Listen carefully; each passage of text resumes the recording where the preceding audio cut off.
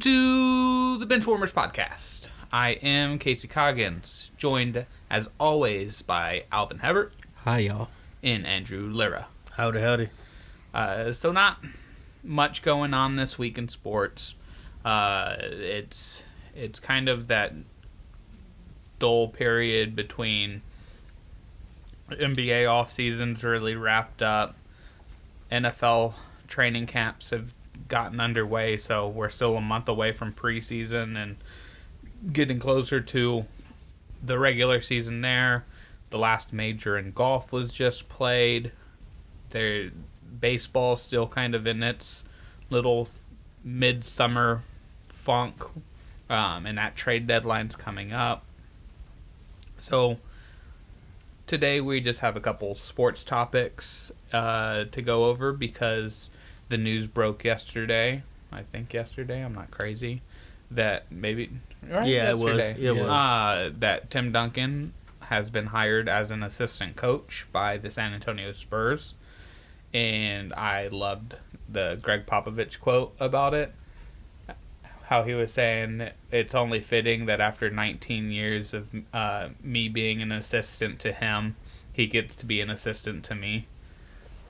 Pretty much saying, like, I didn't do much over those 19 years. I pretty much rode on the coattails of that guy.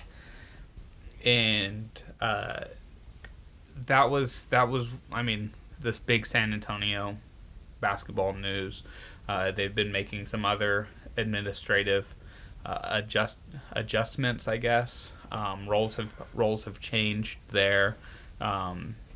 So we're going to discuss Tim Duncan's fit and what that means for the Spurs, short term and long term.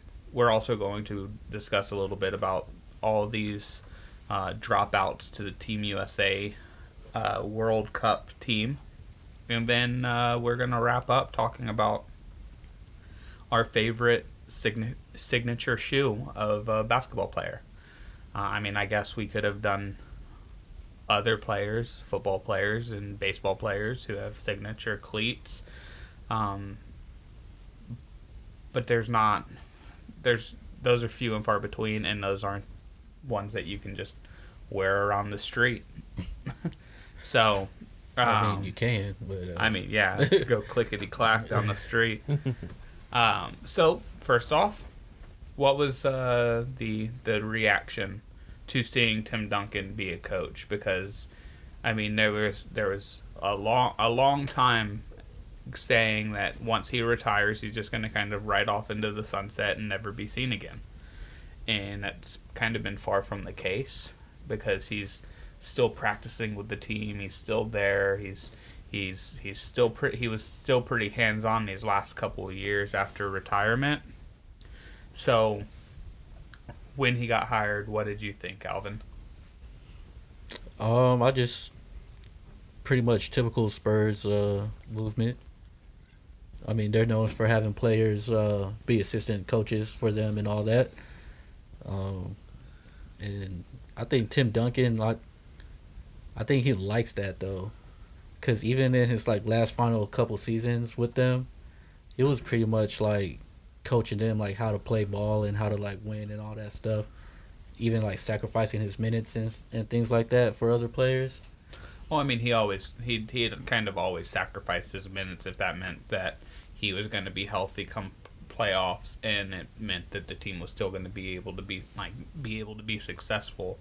But he let LaMarcus Aldridge do his thing, you know what I mean? Try to keep people He was the coach on the floor. Yeah. And while he was, limited in his movement, he still was, I think, third in blocks per game and had the best defensive plus-minus of any player in, his second to final season. He was so good defensively that I'm pretty sure he came in, third place in Defensive Player of the Year voting or something like that. One of the years when Kawhi won it. So his knowledge of the game before retirement was apparent, and after retirement I think he'll be able to assist Andrew, before I get into my thoughts, go ahead and what was your reaction to seeing it? I don't know how I feel about it 100%. I was one of those people that expected him to just Never be seen. move to the fucking Virgin Islands and just chill, just kick back like Right. I made it. So Maybe he just doesn't like hurricanes. yeah, maybe. I mean, you saw what it did to his home when he was in high school. But big men don't have a good track record at coaching. Phil Big man? Jackson. No, like, okay, that's one, but I'm saying, like, a lot of the good coaches, that good players turn coaches, Point guards. exactly. Like Avery Johnson. He was a good coach, I'd but say, I like- think he kind of got a raw deal a little bit in the NBA. But I mean, Mark Jackson was a good coach. Yeah. Steve Kerr is a good coach. I mean, All things considered, Greg Jason Pop- Kidd was a good coach. he needed to do it. He's like the Mark Jackson of Milwaukee. I mean, He could only Yeah. take him so far. Well, I mean, Stan Van Gundy was the- good too. yeah, Yeah. that was one of the things is he could take him further, but he didn't want to change his coaching strategy. He didn't want to change his offensive. He didn't want to make the offensive adjustment that needed to be made in Milwaukee. He also was kind of a bitch about his time in Brooklyn. So that was Well, he was also fighting for one of those positions where he was like general manager as well. He wanted control. But yeah, of the I mean, teams that he was on. Like Doc Rivers type. We can Yeah. another point guard, Byron Scott. I mean, for what it's Nate worth, McMillan. Greg Popovich was a point guard when he played basketball. Like, in Back the in the Army. 40s. but all of these guys were point guards, and yes, that was. I mean, Avery Johnson's nickname is the Little General. Like that's the stigma of a point guard. You have to know where everybody needs to be. You're the extension of the coach on the court. But for the Spurs, Tim Duncan was that person. He was more so than anybody else in the last 25 years of Spurs basketball. He was the extension of the coach. There are plenty of documentaries, I guess. Not plenty, but there's a couple that discuss how Greg Popovich discusses how Tim Duncan allowed him to be coached so that other guys could be coached. And Tim Duncan brought on that, like, he took what Greg Popovich said and made sure that other guys were following it.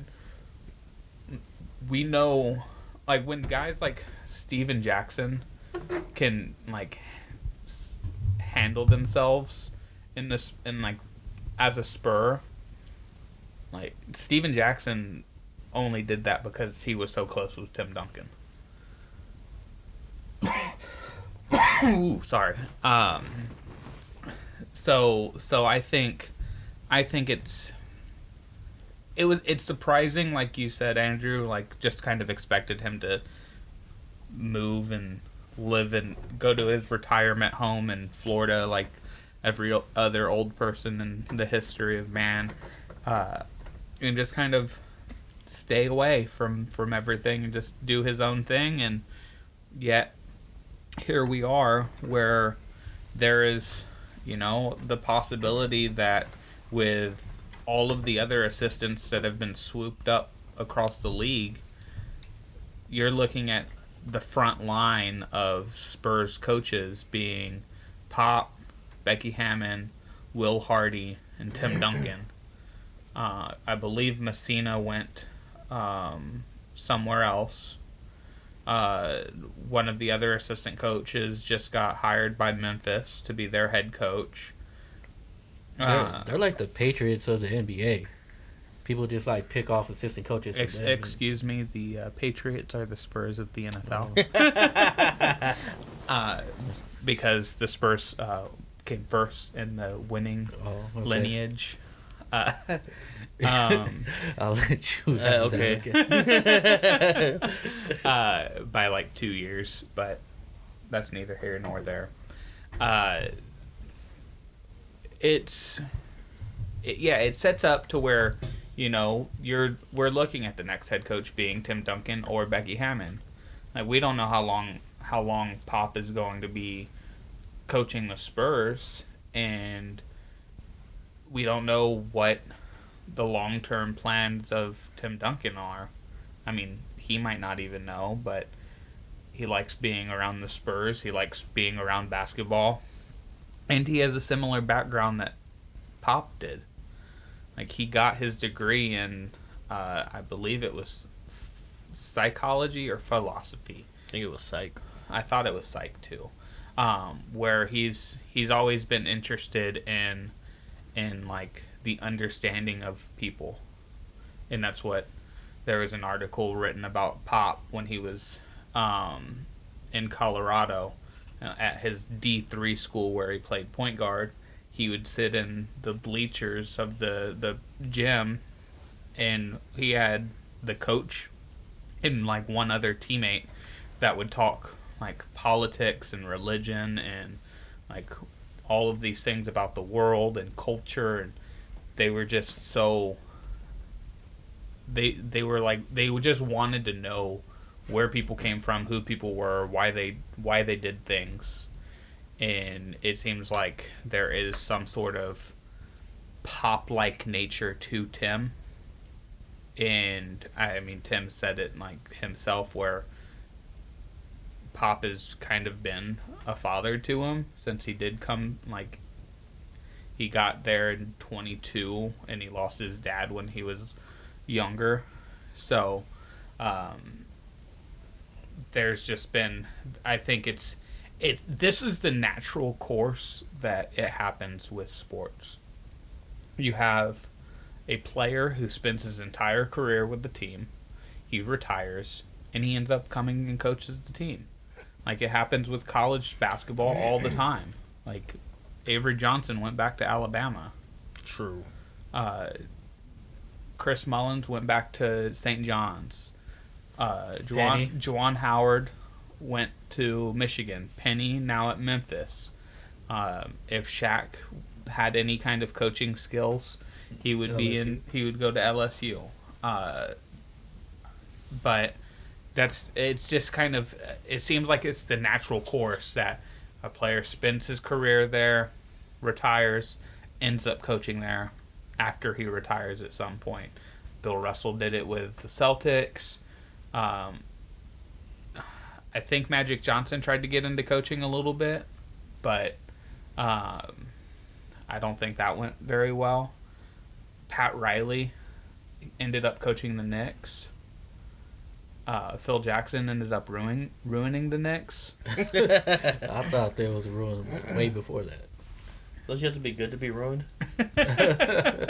That's true. They were at one point. He did sign Amari, I think, and traded for Carmelo. Give him that big ass contract. So, short term, we're looking at how Tim Duncan affects guys like DeMar DeRozan and LaMarcus Aldridge, and some of the younger guys, the DeJountes, the Derek Whites, the Lonnie Walkers, and kind of, since the big three are not playing anymore for the team, he's still going to be able to keep those philosophies from, the early to mid 2000 or like the 2000 Spurs that won 4 titles in 10 years or whatever it was.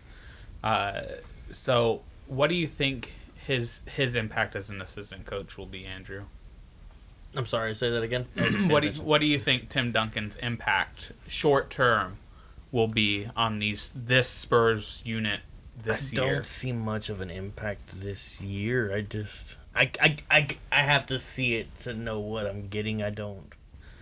One of the reasons why I wanted to ask is he going to coach LaMarcus to you first is that exact point is you were talking about DeMar and LaMarcus needing to kind of get out of their own heads a little bit. Their feels.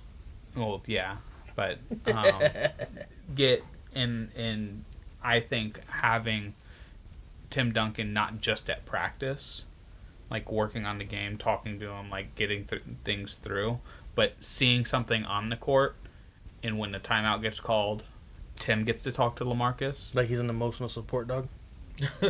Emotional support coach? Something I wouldn't say. Hey, buddy, it's okay, buddy. It's okay. You're doing good. I wouldn't say emotional support. Stick on the elbow. I would say, I could see him saying, "Hey, you've fallen away back like these last 3 times, going over your left shoulder, the move that he does all the time, which I mean he's pretty successful with, but he's going to be able to see things like that, like don't do this." Do this your next time down when you get this matchup. Like, Tim Duncan was kind of the ultimate thinker in the post. That's why he was so successful, because he was just uber talented and athletic when he was, came into the league. But then it became he was so methodical and smart that he had counters to counters. And I think... I would hope, I would hope that having him on the front line of the coaching chairs, it can maybe get LaMarcus to stop doing some of the same things that he falls into. Like, how many times do we have to watch him try to post up Draymond Green and end up shooting a fall away? Right. Like, why... Draymond Green's obviously as strong, if not stronger than him. You're not posting him up. You're not going to get anywhere. Face him up. Shoot over the top of him. Pump fake. Like, do something. Like, you're not going to get away with the same shit that you've been doing for the last couple of years against Draymond. And I'm hoping Tim Duncan will say, hey, you're not going to get away with the same shit against Draymond. Do something different. Reactivate that Twitter account. but even it's still the same thing with like DeMar. DeMar is a great player. He's a great playmaker, good ball handler, can make the pass, good from the mid range, can get to the hoop, all of that stuff. Gets to the free throw line and shoots like 90% from the free throw line. But having Tim Duncan there, maybe it's, hey DeMar, make that extra pass. The ball will get back to you. Make that pass this time, like with the 14 seconds left. You still have 14 seconds left, and you just keep running the offense instead of a shot where he ends up falling away over a close, like, guarding defender. Those are kind of my hopes with the short term about this team. Alvin, are there any ideas or thoughts that you have about short term, like this roster this year? Oh, I just think because they got a lot more like young talent instead of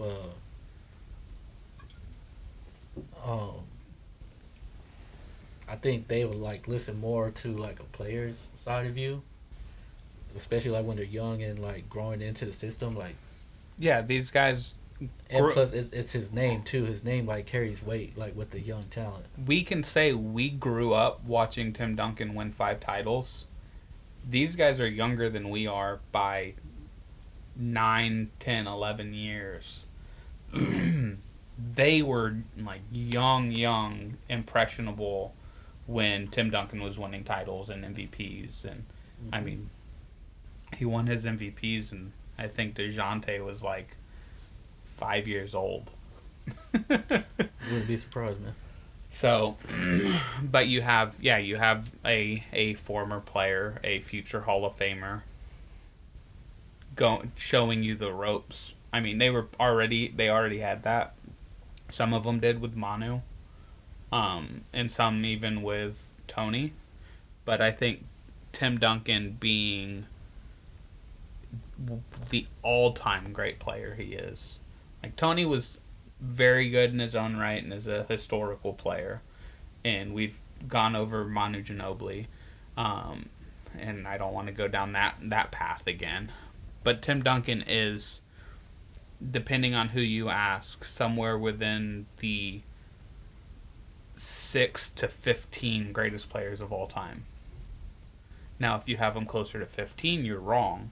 But 100%. But I mean, saying Tim Duncan's the 15th greatest player of all time is like no small potatoes, because that's 15 out of thousands and thousands of players who have like got onto a basketball court. So I think the impact that he can have with the young players hopefully is that of a positive one, because there have been former players who don't quite get the younger players. I can't think of who it was recently that I think it might have been Luke Walton even with the Lakers. Like Luke Walton just couldn't get, like, he didn't understand the like 19, 20-year-old players on his team. He didn't understand the Lonzo Balls, the Brandon Ingrams. It's gonna get hard as soon as they find out you're trying to trade them all. Yeah. Well, he's not trying to trade them all. That was Pelinka and Rich Paul and LeBron James. It's it'll definitely be interesting to see how the dynamic works out. I mean, it's not going to be like the Lakers, Frank Vogel, Jason Kidd dynamic, because that's going to just be awkward the whole season. They might show those two guys more than they actually show Lakers games. I mean, you got somebody that's right there that, you know, that's going to take your spot any minute. Yeah, you have somebody right there that you're, I mean, maybe not your best player now. It depends on your feels for LeBron and Anthony Davis at their points of their career. But when LeBron, who is, you know, the face of the Lakers, is saying, I want Jason Kidd to be the coach, and he's the assistant coach, it's going to get weird. Yeah. It's not going to be that way with the Spurs, but it's going to be interesting to see how the players on the team react, because there's a possibility that the Spurs aren't as good as Spurs fans would like them to be. I think they're better than we think they're gonna be. I mean, I do too, but we'll get into that. I think they're gonna be better than. But I'm just speaking as a hypothetical here. Yeah. But it's going to be, well, why aren't the guys listening to Tim Duncan? Like, Spurs fans don't blaspheme Tim Duncan. How dare you not listen to him? Like, he's the big fundamental. There are three gods among Spurs basketball. It's Tim Duncan 1, The Admiral, Greg Popovich 2, Manu Ginobili 3, and David Robinson 4. Manu Ginobili is so beloved in San Antonio. I've never understood that. He's Argentinian, and this is San Antonio, where like 93% of our population has come from Hispanic heritage. I don't know, man. Manu Ginobili could do no wrong to a lot of Spurs fans. I mean, David Robinson just does no wrong because he's a Christian man. He's a good Christian boy. But A God-fearing man. But, I mean, I might... Because you still have the George Gervin, too. He's still kind of the god among Spurs players, too. What? I mean, Spurs fans. What? Yeah. He was like the first legend. He's one of the people who... I know, but I'm just... Who kept... You know who's in those Legends commercials now? Fucking Bruce Bowen. Bruce Bowen's not one of those guys. But he has his number retired. He did. That's what I said. He has his number retired. He did. It's still in the rafters. It's also on the court. On the court. I know. Well, Tim Duncan's number's on the court, too. It's just backwards. And if that one was a exclamation point, you would have be the Coyotes. Someone just push shift 1 instead of just 1. Yeah, man. Well, I think that does it on the Tim Duncan conversation. Well, one last question, because it's just going to be a short answer. No. Is Tim Duncan the next Spurs coach? No. Yes. You talking about head coach? Yeah. No. Is he the next head coach? Yes. I say no too. I think Popovich is going to groom him into his little Padawan. That's what Becky Hammond is. I was about to say, it'll all depend on what. And if she doesn't get the job, that's sexism. Because if Becky Hammond shows the type of ability that she's shown so far, I mean, insert white girl. You've seen how Spurs coaches are being poached left and right. Fucking left and isn't fucking Ime gone too? Ime's gone. Yeah. He's at Cleveland, I believe. Damn, man. Yeah, it's That's what I'm saying. They keep getting plucked, man. Just like the Patriots coaches. a dude that nobody even fucking heard of just got a head coaching job with Memphis. Like, And meanwhile, poor Patrick Ewing's out here fucking flying to all these interviews. After he was promised a Charlotte job like 3 years. I feel so bad for Patrick Ewing. Just let that man try. so You put Patrick Ewing in that Steve Kerr position, dog. You'll be calling him the greatest coach of all time. Man, they keep saying that he deserves a shot. I don't know why he don't give him one. a shot. I mean, he didn't do too hot in Georgetown.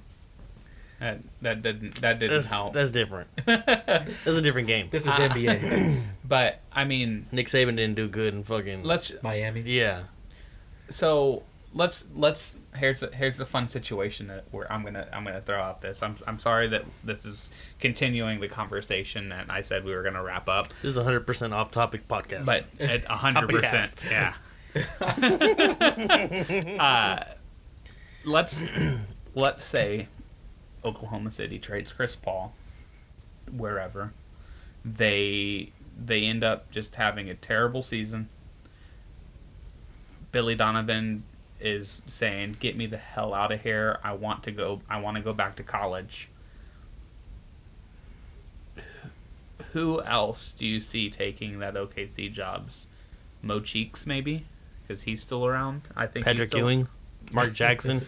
But would you not think it'd be interesting to see Oklahoma City go after Becky Hammond, because they're in rebuilding mode. It pretty much allows her to cut her teeth as a head coach in a league. And if it goes horribly wrong, I don't think it will, but if it goes horribly wrong, they're in a rebuilding mode and they just bring in a new coach. First of all, how about we bring in somebody who's actually going to want that Chris Paul trade? Like who? Exactly. Give it about 2 months in Miami. He's going to be in Miami. First of all, let's start with someone taking Chris Paul. He'll be in Miami. I think that's the harder part. There's also talks, I think, of him getting traded to Milwaukee. Those have been discussions around NBA media members. But yeah, I mean, even if they keep Chris Paul, there's still a possibility that he gets hurt and they still have a terrible season. It's a possibility. I thought it was like a guarantee. Yeah, didn't we say that? Just because it's a guarantee doesn't make it not a possibility. It's a guarantee. So I mean, there are places. I just threw that out there. Orlando, they've been known to take Spurs coaches to. Washington, who the fuck knows? If Portland can't get over the hump, do you think Terry Stotts is going to be around there much? Nope. So I think there are coaches who are a year or two away from being gone. That those situations, those teams could use Becky Hammond for the publicity. I mean, I hate to say that she'd be a publicity stunt, but clickbait title on its own. But like, how bad is Washington? Like, I don't even need to go over their roster moves, but let's just say that they traded one player for no players, essentially last year. They traded their third best player, arguably their second, because one of their best players is hurt, and who knows when he's coming back. They traded Otto Porter for Bobby Portis, no longer on the team. somebody else no longer on the team, and a second round pick who I think ended up getting traded. They're incompetent. They don't have any, like, there's no reason other than to go watch Bradley Beal. Yeah. Sad situation you just got there. Scotty Brooks is an all right coach, but he's not going to. He's not good. I wasn't even gonna go great. I was like, he's not good. He's an all right coach. He's not. Yeah, he's not going to put butts in the seats or make you like popular among media members. You could put any butt in that seat and they'll be all right. Damn. It could be. Do y'all remember the movie Eddie? Whoopi Goldberg taking over as the Knicks head coach. Yes. Yeah. They could do that, and they would probably be just as good. Oh, I'm telling you. I mean, in Eddie they got better, but Rick Fox. I think Alvin feels like we're disrespecting him. Why? Because you're just like, damn. Damn. Like, dog, Hot diggity. he had 3 future MVPs sitting on his team with a solid Serge Ibaka, an all right Kenny Perkins. James Harden was just growing into being James Harden at that time also. Yeah, it was an awkward. That was They were in puberty together. the basketball gods did not look kindly on that Harden trade for Oklahoma City. Let's just say that. Well, also because he wasn't like he performed out of his mind when he was in OKC. He's like one of the. I would put He him. was one of the reasons why they lost the finals. I would, but I would also Scott say Brooks that is the reason they lost the finals. I would also say, I'll say well, one. I'll say one I of the would, reasons. I would put the number one reason they lost the finals was because they were going up against super prime LeBron the James. Heatles. They were no like super prime, I'll remember that. not just prime Fucking LeBron James, super prime. Like Super like you can put him on the court with anybody else, and he would hold his own. Like even prime MJ. Bro, they was doing like full court alley-oops, bro. He was faster than everybody. He was stronger than everybody. And he was bigger than half the fucking court. like literally half of the court. He was bigger than. That's how they were doing the full court alley. It was like this end of Space Jam when Michael Jordan just stretched his arm. Shit was wild. Except it was real life, and that's how long LeBron's arm is. Alvin had the right idea for this podcast. Because I feel like he's enjoying it on a whole nother level. Exactly. Oh, the sports movie? No, talking about just his state of mind right now. Yeah. Oh. Yeah, it's just, Everything's this just is up here great. Floating in a different universe. We have entered the multiverse. It's me. So, Andrew, no on Tim Duncan. Alvin, yes on Tim Duncan. I'm going to say yes because I do believe that Becky Hannon's probably going to get a coaching job somewhere else. So you changed your mind. That brings us to, had to check the time, Team USA.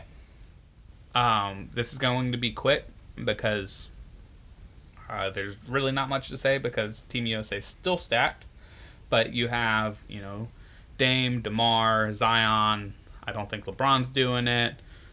Anthony Davis isn't doing it. I don't have the full list in front of me. But not many of the all-star players are signing up to be on Team USA's World Cup team. Do y'all take this as a big deal at all? Alvin, you can start if you actually remember the question I just asked you. I do remember the question you just asked. I'm focused. I kind of think it is a big deal because every team always had like that one like major star on it. Like even back then when Kobe was on there, like Melo, Jason Kidd. Like I don't think those players were like on Kobe Bryant's level, but like you have like LeBron James, like Dame, Anthony Davis, like their levels are pretty much the same. Like when it comes to like name pop in the NBA. Wait, what are you saying? Like I'm saying, like, Their name pops more, or they're as good as each other? like their name value. Like if somebody says Dame Lillard, like everybody's like, oh yeah, Dame Lillard. Like, Right. respect is with his name. You know what I'm saying? Yeah. But he's not going to be on it. So But he's not going to have as much respect on his name as LeBron. That's what I'm so saying. It's a bad thing. here's from. I mean, it's funny that this is on BusinessInsider.com. But in recent days, James Harden, Anthony Davis, Damian Lillard, Bradley Beal, C.J. McCollum, Tobias Harris, Eric Gordon, and Zion Williamson have dropped out of the tournament. That leaves Kemba Walker, Kyle Lowry, and Chris Middleton as the only players on the roster who made an All-Star team last season. DeMar DeRozan recently dropped out. So this is what the current roster looks like. Kemba, Kyle Lowry, Donovan Mitchell, Chris Middleton, Jason Tatum, Kyle Kuzma, Harrison Barnes, PJ Tucker, Kevin Love, Andre Drummond, Miles Turner, Paul Millsap, Brook Lopez.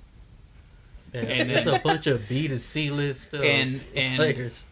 so Jaylen Brown and Julius Randle have also been added.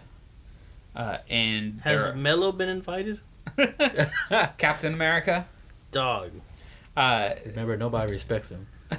No, Right. they don't They appreciate They it. appreciate Yeah. him. Yeah. So, and then there are D'Angelo Russell, Mike Conley, Marcus Smart, and Thaddeus Young being considered as replacements. But y'all just heard me read off that roster. It kind of what I heard today when I was when I was listening to things about it. I think it's spot on that it's 04. Because in 04 there was a changing of the guard. I mean, in 04 you still had a bunch of popular players because you had you had Stephon Marbury, you had Tim Duncan, you had Kevin Garnett, guys like that on that team. But what you didn't have were people who really took Team USA basketball seriously. They were just doing it because, Dream Team and Dream Team 2. The history behind it. And yeah, they just, signed up for it because Dream Team 5. Dreaming again. Dreaming again. but then Dream they get Weavers. but then Inception. they lose to Dream Argentina. inside a dream. They lose to Argentina, Manu Ginobili, Luis Scola, Fabrizio Oberto. A few other guys who played in the NBA on that team. But after that 04 team, that's when everybody got kicked into gear. And the 08 team was the redeem team, LeBron, Dreaming Kobe.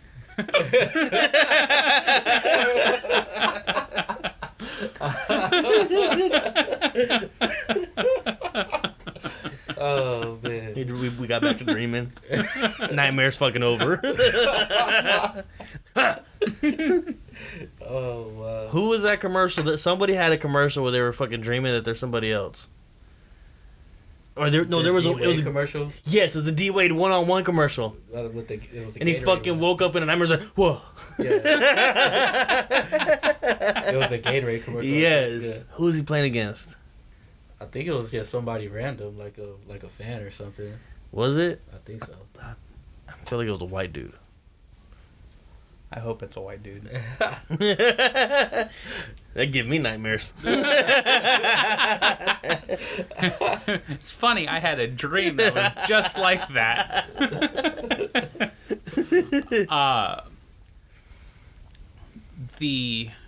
I think the difference between this, underwhelming.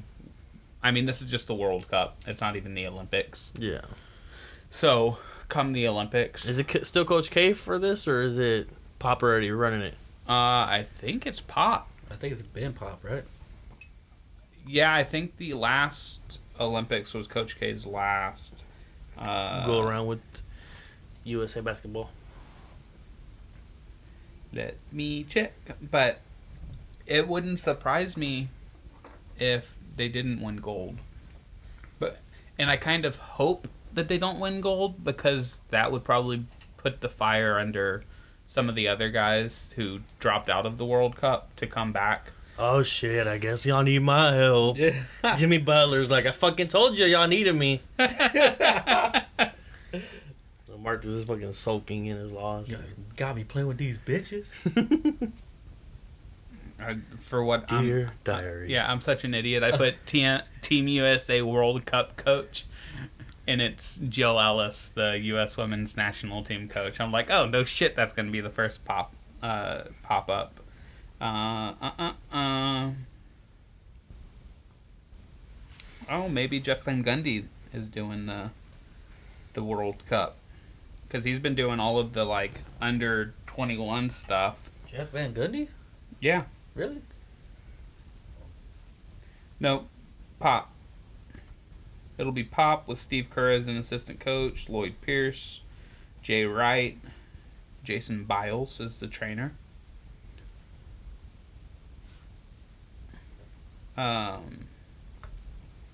So it should be Pop in the World Cup.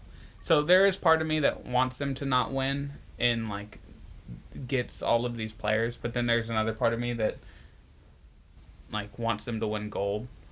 I don't know if I said doesn't want to win in the last sentence, but one part of me that doesn't want them to win, which lights a fire. Another part of me wants them to win, because then it just shows like We can win. yeah, and like Still. we're no matter who we have Pop, we have this talent, We're just the and best. Mm-hmm. odds are I don't think that the world talent is there yet anymore. Like, and I say there yet anymore because Spain was there, Argentina was there. All of those guys got Man, old. all the Brazil players too. Yeah. And I think the next team that's really going to... I mean, what is it? Slovenia? Slovakia's not around anymore, I think. Yeah, I didn't think so. I was like, that doesn't sound right, but Just wherever... like Pluto. it's Czechoslovakia. I don't think Slovakia's around anymore. Yes, Slovenia with Luka and Dragic and gone. Porzingis. Porzingis. He's Latvian. Is he? Is he? Porzingis is Latvian. They're all tall white guys. From some Vienna place. Yeah, Yeah. he is Latvian because that's where what? I thought Davis they were- Bertans is from. Yes, they're both Latvians. I thought they were all from the same area. Okay. Thought they all from Africa. We are being racist against Eastern Europeans. Hashtag hunky. Hashtag dead hunky. But so there's a couple European teams that have talented players, but I really think the next contender to U.S. is Canada. Canada? Who do they got? Drake? R.J. Barrett. Drake. I mean, so Drake. Corey Drake? I know R.J. Barrett's Canadian, Tristan Thompson's Canadian, Wiggins. Andrew Wiggins Canadian, Corey Joseph is Canadian. His face isn't bothered by those names. And they were all ranked highly in the draft too. All these Too Canadians. highly. Too high. Canada sucks. A little bit too high. Let me check. So right now, oh, this is senior. This is not what I want to see. I don't think. You're looking for 65 and up or what? Maybe I don't know because For that Kyle early bird special. Wiltshire is here and he was just at Gonzaga because it has like Joel Anthony on here. Like, The fuck? right. Didn't somebody just sign fucking Anthony Bennett? Yeah. Fuck, who did just sign them? He hasn't played for like fucking 4 years. He didn't even play when he got drafted. Like, Yeah. Number 1 overall pick, just. I mean, he is Canadian, so you're right there. He is also Canadian, yes. Fucking Canada. We'll have to figure this out. It was the later. Rockets The Rockets signed him? They were like, Yeah, "Fuck, we to need a- to fill out a roster." Right. to a non-guaranteed contract. So, that's kind of it on the World Cup thing, because there's not much going on. We're still months away from it. Just talking, there just in the recent days been a bunch of dropouts. So I wanted to see the thought about it. I mean, do you think they're gonna still win it, Alvin? I don't know. With that kind of roster, I think like somebody's definitely gonna have to like step up and be that like. I'm sure that I'm like, sure who's that it gonna I'm sure there are fans like of some of the teams that have these players. Like, how many Utah fans are like, "Oh fuck, Donovan Mitchell might be the best player on this team. Let's see what he does." Like, and if he can take a step in being a leader, in winning a gold medal, in bringing what he learned under Pop, being the man for Team USA back. Jason Tatum the same way. I'm sure Boston Celtics fans are, and I mean Kemba Walker too. They're like, let's see how Kemba and Jason like play in the World Cup to see what kind of chemistry they have. Can they like coexist on the basketball court? I mean, Jaylen Brown was being discussed as a replacement, so that's another. Even or Jaylen Brown was actually added to the roster, and Marcus Smart is being discussed as a replacement. So, like there are probably fans of some of these teams that are like, let's see what happens with our young guy who is going over to play for Team USA. But it'll be interesting to see. I mean, I still think they win it. Andrew, do you still think that Team USA wins the gold medal in the World Cup, even with this roster? Oh, easy. So you said the biggest competitors are fucking Canada. Okay, I was saying future, like not now. Like they're not there yet. All of their best players are like under 24 years old. They're not there yet. Like so. I still think the biggest. I ain't scared of Drake. I still think the biggest competitor is probably Spain right now, just because they have the Gasols and Ibaka, and I mean, if the Gasols are both even playing, and it's just I'm not quite sure where some of these other countries' national teams are as far as NBA talent and world talent. So let's move on to the last topic of the night, and that's for the sneakerheads out there. What signature shoe is your favorite of all time? And before we started, we were going over quite a few, including Kobe had some. I'm kind of an Adidas person, so D Rose and Tim Duncan and James Harden, Kevin Garnett, Damian Lillard, Kevin Garnett, even Kobe's Adidas.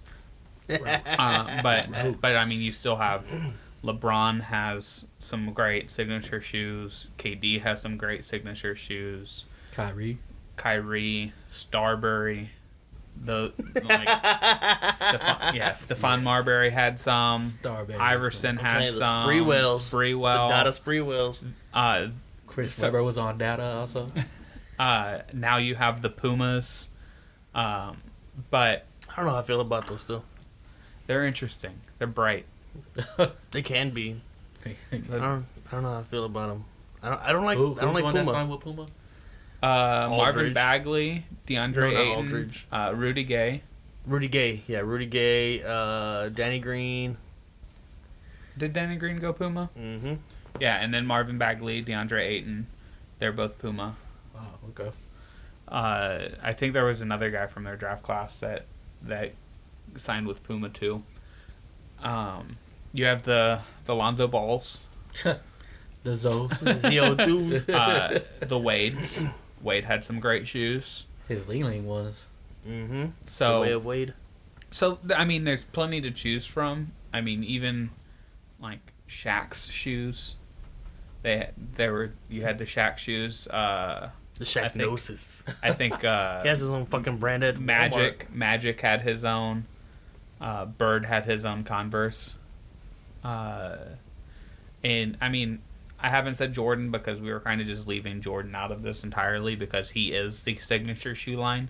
If he didn't become so successful, we wouldn't be having this discussion. He's a billionaire because of his shoe line. Yeah.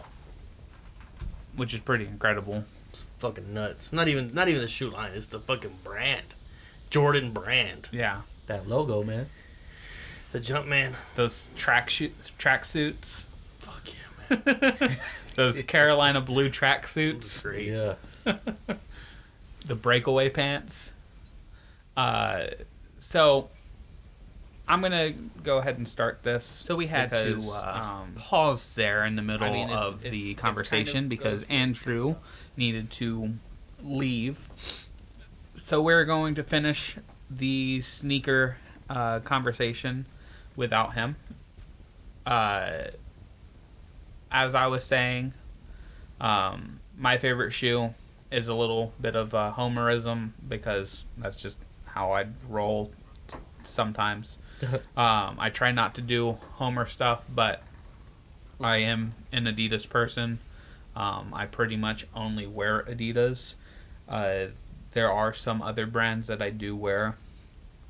And as of now, I have 2 Nike polos, which are the first 2 things of Nike that I have owned in 15 years. Other than my retired Texas Lutheran hat, that is Nike. The shoe that I go with, though, is really the, I think, quintessential Adidas signature shoe, and that's the Tracy McGrady 2s, the black shoe with the blue, like, webbing that going along the side. When those came out, it seemed like everybody was trying to get them. They were, I think, one of the most popular shoes on, like, basketball shoes on the market. Those were one of the cleanest Adidas shoes I've seen. And they really kind of, I think one of the reasons that is because they kind of broke away from being so prominent about the 3 stripes. They wanted to just make a good-looking shoe, and they weren't worried about if the 3 stripes were seen. I mean, Adidas is the, like, you know these brands based off of their logos, but with Nike and with Jordan, they have come out with a lot of shoes in which they kind of not necessarily hide the logo, but they move it. They make it smaller. It's not as prominent. They let the athlete whose signature shoe it is really let their personality come to the forefront of their shoes. Whereas with Adidas, it's like, you're going to have these 3 stripes on the side. Do whatever you want with the rest of it. And so I think the T-Mac 2s got away from it, got super popular, and they still are popular. Popular enough that they actually re-released them last year, I believe, or earlier this year. They re-released like special edition T-Mac 2s. So that's the one that I went with. Alvin, what are yours? I'm going to go with the AIs, the question mids, charcoal and black, the undefeated ones. I thought those were like probably like one of the cleanest Reebok shoes I've seen since like the pumps. Oh man, those pumps! I guess the pumps weren't a signature shoe of anybody. But who was it in the NBA dunk contest that did the pumps? Was it D Brown? I think it was D Brown, yeah. Before he did the no look dunk, whatever the dunk's actually named, they have a name for it. I think it's probably the no look one. But well, no, I'm saying like there's some like nickname of that dunk. I'll have to look up. Oh, the peekaboo.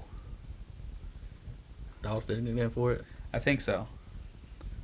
Yeah, but I mean, I thought these were like super clean because yeah. all the other Reeboks were just like the Reebok classics.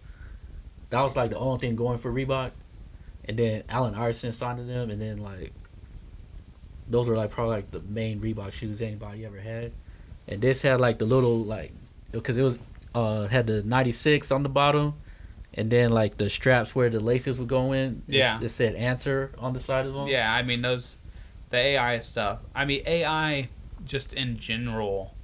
He ushered in that era of like cornrows and Yeah, the do rags hip-hop, and baggy pants the hip-hop and in the throwback NBA. jerseys. Yeah, Yeah.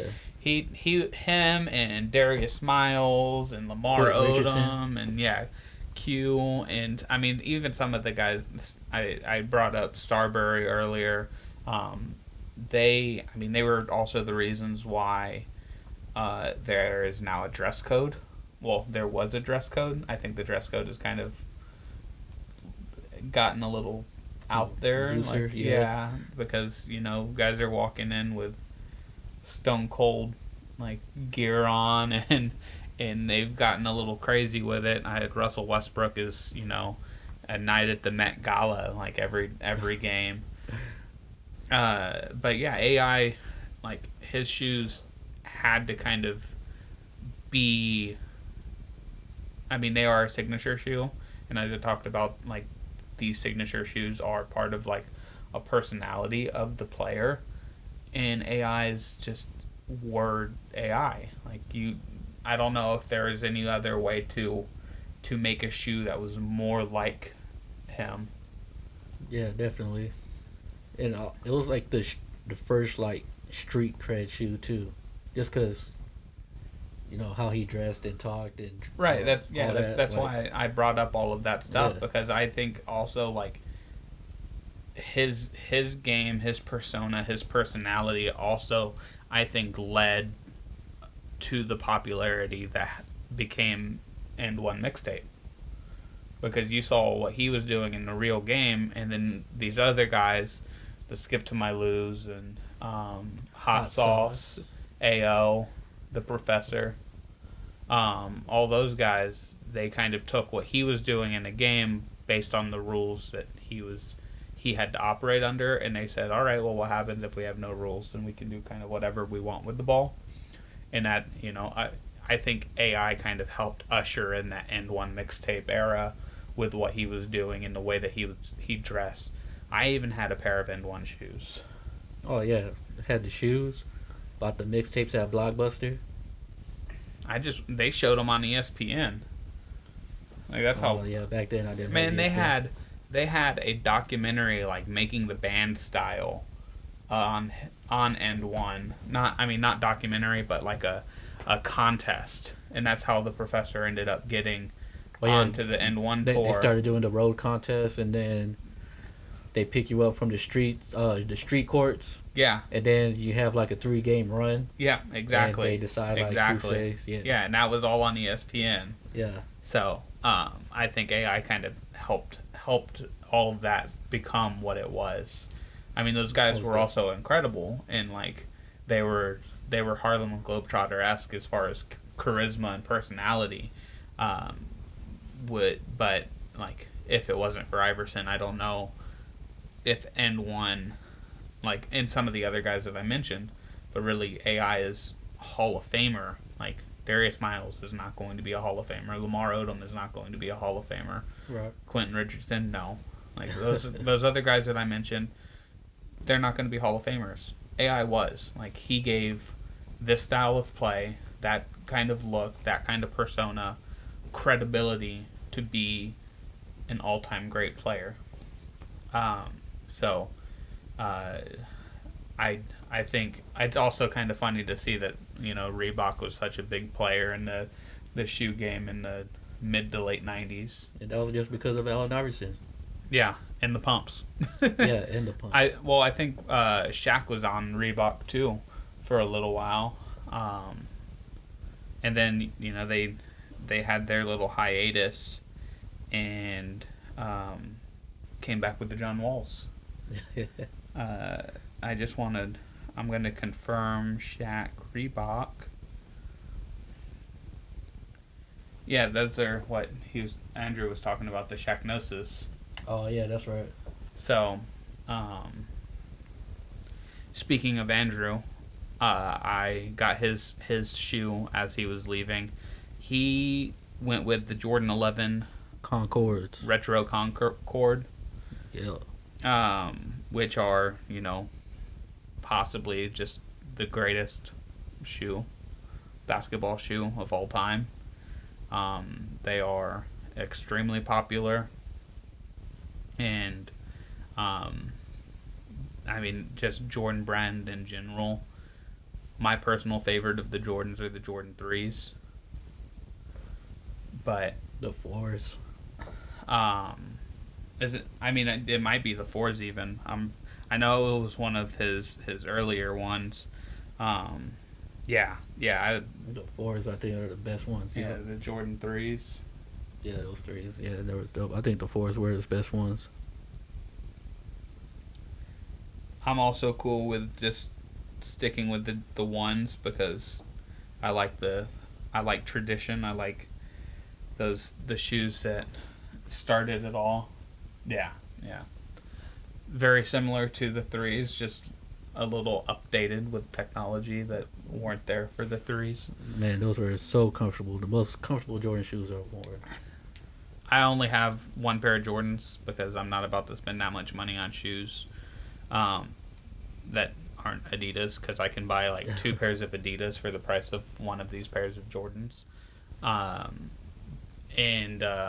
With that wraps up this week of the Benchwarmers podcast. I am Casey Coggins, joined by Alvin Hebert. Next time. Andrew Lara was here. He is now not. He will be back next week. We will be back next week. And we should be more on topic about what is going on in the world of sports. Hopefully something happens. See you then. We'll take your